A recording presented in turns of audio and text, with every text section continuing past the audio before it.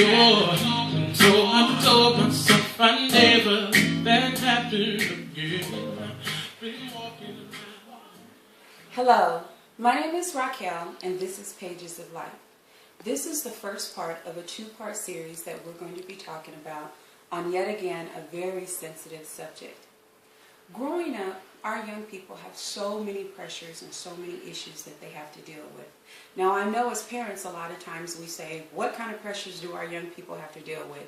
They don't have to work, they don't have to pay any bills, they eat the food that we buy, they put on the clothes that we buy. All they have to do is just go to school, get good grades, and come home and do the chores. What kind of pressures do they have? But in reality, our young people do have pressures. They have peer pressures. They have pressures of doing things that we teach against. They have pressures of joining gangs. They have pressures of smoking and drinking. They have pressures, issues and pressures of growing up in a single-parent home, maybe even in a divorced home, where they have one parent talking bad about the other parent to them. Some of our young people are growing up in abusive situations where their parents are drug addicts or alcoholics. What about this one? Growing up in a Christian home or a religious home where it's almost like a cultish mentality where, the young people, they can't voice their opinion, they don't have an opinion, they have to live a certain way according to the Christian or the religious rules. So our young people have a lot of issues and a lot of pressures. And as parents, sometimes we forget that. But on top of all of those pressures and issues, they have to deal with the fact of dealing with their own sexuality and their sexual orientation. Now, all of us as being young at one point or another have experimented with our sexuality, whether that was with the opposite sex or with the same sex.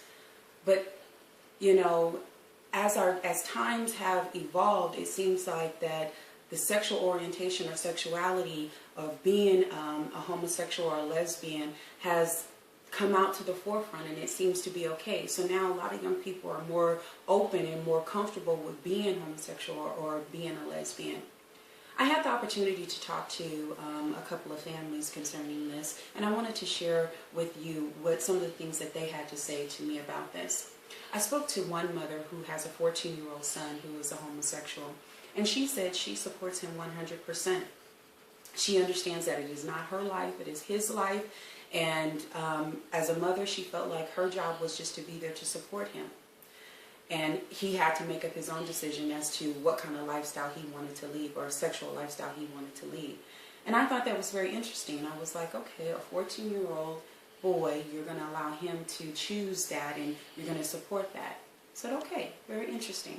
Then I had another family, a husband and wife, where the father was a pastor, and their 17-year-old daughter came out of the closet, and she expressed to them her sexual orientation, and she actually had a girlfriend. And the father basically excommunicated her from the church and from the family. Now, this was 4 years ago. They haven't spoken since. He basically told her that she was no longer his daughter, and that she was going to hell, and that it was against the Bible, and that he could not support her in any kind of form or fashion. And like I said, it's been 4 years, and they have not spoken to her since. They don't even know where she is. I spoke to a single father who has a 15-year-old daughter who expressed to him that she was a lesbian. And this father basically just listened to what she had to say and didn't say anything about it, didn't respond one way or the other.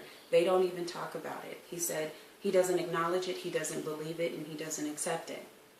Then I spoke to another mother and father who has two children, a 17-year-old son who is a homosexual and a 16-year-old daughter who is a lesbian. And like our single father, they too don't address it. They don't even talk about it or acknowledge it. And I just find this so interesting that as parents, our different responses to this. I know as a parent, I don't think that I could not address it. Growing up a Christian, believing in the Bible, I do have a personal stance concerning that. As far as I'm concerned, it is against the will of God. It's against the nature of God.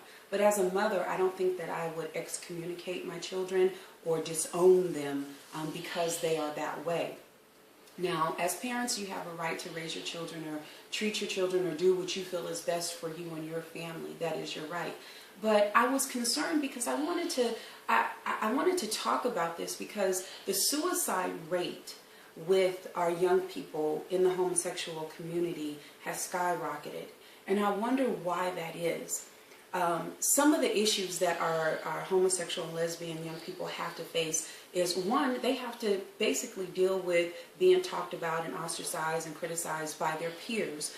They have that fear of gay bashing and violence against them. Being treated differently, trying to get a job or getting scholarships or accepted to college. I mean, different things like that. All of that affects how they feel, and they think about it, think that it has something to do with their sexuality or their sexual orientation. So that's a pressure that they have.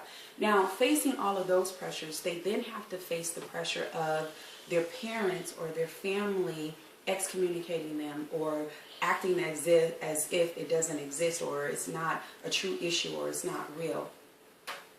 I think that as parents, there are a lot of things that we have to deal with. We have our own pressures, and we try to teach our children right from wrong, especially in the Christian community. I know that a lot of times we don't really think about this, but sometimes we can gay bash. We can go that extreme and be very critical and self-righteous and talk down and talk bad about not just homosexuals, but sinners, if you will. Okay? But the love of Christ does not mean that you have to accept a sin, but it means that you're understanding and that you want to help them come out of that situation. Now, I just want to talk to my parents out there. If you think that your child is a homosexual or lesbian, I just want to say, you know what? Please don't excommunicate them. Please don't make them feel isolated. Please, let them know your stance, because you have to let them know your stance. That's your job and your right as a parent. Hey, you don't have to support that if you don't want to. But our young people have so many other issues and things that they are going through that they need their fathers, they need their mother's support. And as parents, it is our job to guide and teach our children. We don't want our children to be left out in the cold to commit suicide. Now, I had an opportunity to share with a couple of parents where their children did commit suicide. A mother and a father, they're actually divorced now because their 17-year-old son did commit suicide because of the father. The father basically disowned him and embarrassed him at a school function. He committed suicide. And another child, another daughter, she committed suicide because her mother put her out and then called the family and told them not to help her or support her. And so she committed suicide. I just want to say, you know what? Let's help our young people. Let's not excommunicate them. My name is Raquel. This is Pages of Life, and I leave with you this. What are you writing on the pages of other people's lives, and what are you allowing them to write on your pages? Stay tuned for part 2. Be blessed. Yeah, now I seek your face.